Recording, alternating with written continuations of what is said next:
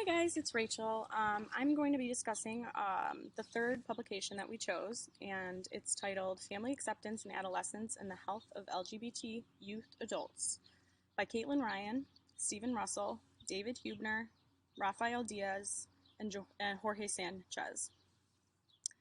So the purpose of the study is basically it addresses the role of family acceptance as a protective factor for lesbian, gay, bisexual, and transgender adolescents and young adults. There's a lack of research on family support in LGBT youth, which is surprising, as youth with the same sex attractions are known to be at higher risk for compromised physical and emotional health. So, some background into this publication. Basically, parents play a crucial role in promoting adolescent well being. Family relationships are understood to be primary context for adolescent development.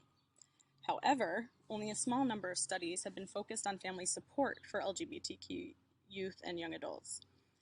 This is quite surprising, as most existing research has found mostly negative aspects in the relationships between LGBT youth and their parents. So, given the links between parental rejection and negative health outcomes, we expect that the affirmation of or acceptance of LGBT adolescents will be associated with positive adjustment and decreased mental health issues in young adulthood.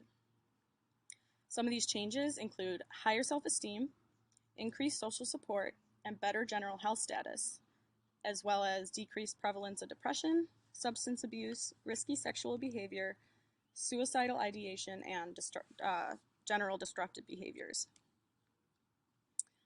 So this study presents findings related to family acceptance from the Family Acceptance Project, or the FAP. The FAP is a research and intervention initiative with the purpose of studying the influence of family reactions on the health and mental health of LGBT adolescents and young adults. So the methodological approach, this study measured family acceptance, and the measures were developed based on interviews with each participant where they described family interactions and experiences related to gender identity and expression. Also, sexual orientation, cultural and religious beliefs, family, school, and community life, and sources of support among the adolescents' LGBT identity. So these participants indicated the frequency with which they experienced positive reactions using a 4-point scale. So 0 would equal never, and 3 would equal many times. The family acceptance scales were scored as a sum of whether each event occurred. So some of the survey questions include, how often did any of your parents or caregivers talk openly about your sexual orientation? How often were your openly LGBT friends invited to join family activities? How often did any of your parents or caregivers bring you to an LGBT youth organization or event? And finally, the last question is, how often did any of your parents or caregivers appreciate your clothing or hairstyle, even though it might not have been typical for your gender? So the measures of sexual identity included those who self-identified as gay, lesbian, bisexual, or other.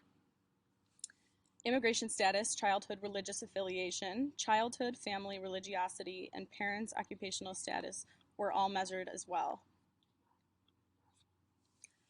So there were 3 different indicators of positive adjustment and health, and 5 negative indicators. The indicators of positive adjustment included self-esteem, social support, and general health. Negative indicators included depression, substance abuse, sexual behavior risks, and suicidal thoughts or behaviors.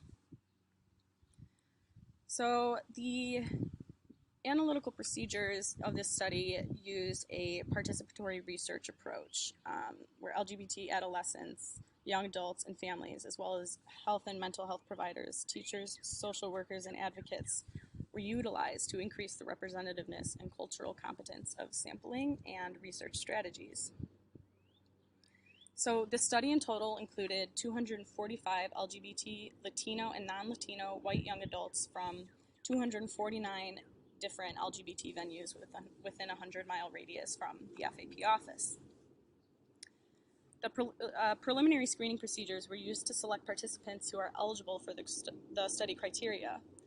This criteria included they had to be 21 to 25 years of age, self-identified ethnicity as non-Latino, white, Latino, or Latino mixed. Self-identification as LGBT, homosexual, or non-heterosexual during adolescence, and knowledge of their LGBT identity by at least one parent or guardian during adolescence, and having lived with at least one parent or guardian during adolescence. So the survey was conducted using computer-assisted and pencil paper formats. The study protocol was approved by the university's IRB. So the researchers in this study first examined the associations between measures of family acceptance and the background characteristics of participants. For the health outcome measures, the average scores for the three categories of family acceptance were taken. For categorical measures, proportions of the sample in each of the family acceptance categories were tested with chi-square to test the degree to which family acceptance predicts young adult health outcomes. Health outcomes, ordinary test squares, and logistic regression analyses were used, controlling for background characteristics. So when it comes to results of this study, scores on the family acceptance range from lowest to highest possible, 0 to 55. The average score of family acceptance was about 23.9, with a standard deviation of 15.2. The distribution was relatively flat, with a skewness of 0.25 and kurtosis of negative 0.98. And this indicated that the participants in the study included a wide range of family accepting experiences during the adolescent period. So the sample of the study included roughly equal members of young adults who self-identified as male or female, with 9% of the sample identifying as transgender, 42 identified as gay, 28 as lesbian, 13 as bisexual, and 17 reported an alternative sexual identity such as queer. There were no statistical differences in the average levels of the family acceptance based on sexual identity, gender, or transgender identity. So the sample was evenly divided between Latino and non-Latino white participants, with 19% being born outside the United States. It's found that whites report higher average levels of family acceptance. So immigration status was strongly associated with family acceptance. Those born in the U.S. reported higher family acceptance compared to those who immigrated to the U.S. Childhood religious affiliation was also linked to family acceptance. Participants who reported a childhood religious affiliation reported lower family acceptance compared to those with no religious affiliation in childhood. Childhood family religiosity was also linked in family acceptance. High religiosity with low accepting families. Finally, there's a link found between social class and family acceptance. High accepting families had higher parental occupational status compared with those that scored lower on acceptance. So we can see clear links between family acceptance in adolescence and health status in young adulthood. The adolescents who reported high levels of family acceptance scored higher on all three measures of positive adjustment and health. Adolescents who reported low levels of family acceptance had scores that were significantly worse for depression, substance abuse, suicidal ideation, and attempts. Sexual risk behavior was the only health indicator for which there was no strong association found with family acceptance in adolescents. So it was concluded that for all health outcomes, the link between family acceptance and young adult health is present regardless of background characteristics. So there are several limitations of this study. One of them is that LGBT individuals are a hidden population, and so we can't claim that this sample is representative of the entire LGBT population. Also, this study focused on LGBT, Latino, and non-Latino young adults, which are the two largest ethnic groups in California. When it comes to further research, they should include greater ethnic diversity to assess potential cultural differences. Lastly, the study is retrospective, as the participants were asked to recall experiences which had happened many years ago, allowing for bias in describing specific family reactions to their LGBT identity. So overall, the results of the study indicate that the family acceptance did not vary based on gender, sexual identity, or transgender identity. It does not appear that the families were more accepting of female than male LGBT adolescents, of bisexual than gay lesbian adolescents, or of transgender compared to non-transgender adolescents. Latino, immigrant, religious, and low socioeconomic status families appear to be less accepting of LGBT adolescents.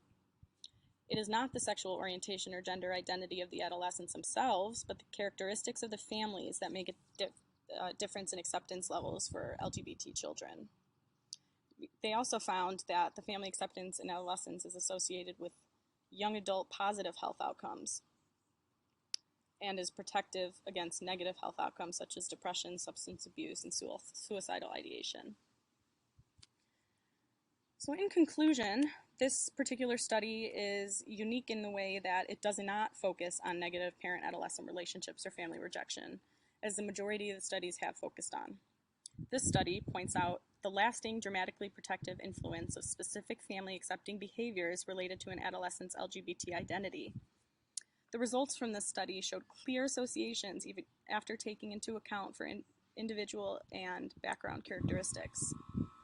The lasting influence of accepting family comments, attitudes, behaviors, and interactions related to the adolescent's LGBT identity applies to personal, emotional, and physical states. This study is an important step towards better understanding LGBT health and offers the opportunity for us to focus on prevention and intervention, reducing the obvious LGBT health disparities. In general, family support, connectedness, and protective factors for LGBT adolescents have been shown to protect against negative outcomes. And we as nurses are in a unique position to provide assessment, education, and support to these LGBT adolescents and their families, and can discuss the impact of family acceptance on their children's health and well-being. That's all I have for you. Thanks for listening.